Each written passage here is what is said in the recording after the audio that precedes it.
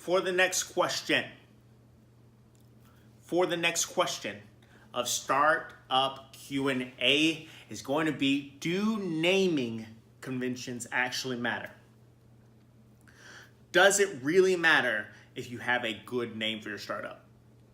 Now, some people are on both sides of the fence of this. I say no, it doesn't. Yes, it does make sense when you have a clever name.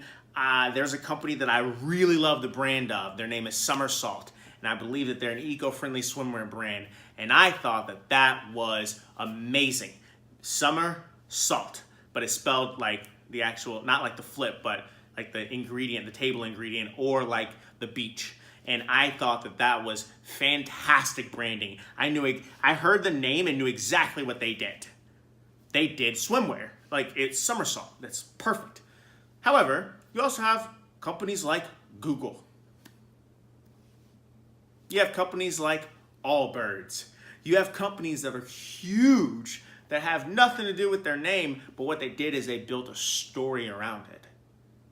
They built something that really compelled people towards their name. Lime.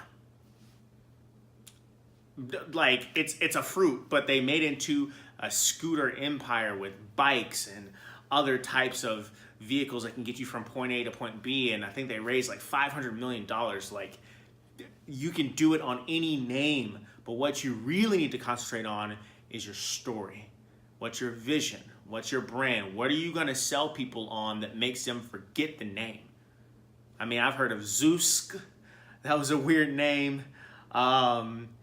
MySpace and Friendster and Facebook, those are pretty obvious. But then you come up with something like, what was that one called? Twitter's weird. I mean, like, there's just a ton of them that you're just kind of like, okay, I guess this is an interesting name. But Zapier, Zap is cool, but the ER, I don't understand. I don't understand Trello. There are so many that just become ubiquitous with a different, with their story, with the way that their colors are represented. In Zapier, it's an orange button and it says make a zap. And that is just, it vibes right with you. You know exactly what you're gonna get from when you hear something like Zap. It's gonna be instantaneous and it's gonna do what it's supposed to do. You kind of feel a shocking representation from that brand. That's what I would concentrate on. Your name doesn't really matter, but the stories you tell that you attach to your name is what matters. KnowCap came from really thinking of a play on words. Knowledge capital, and also no cap, as in no ceiling. And so that's one thing that we've doubled down on. We've made everything no cap because we want to make sure that that promise, what we aspire to do, is attached to every single thing that we do.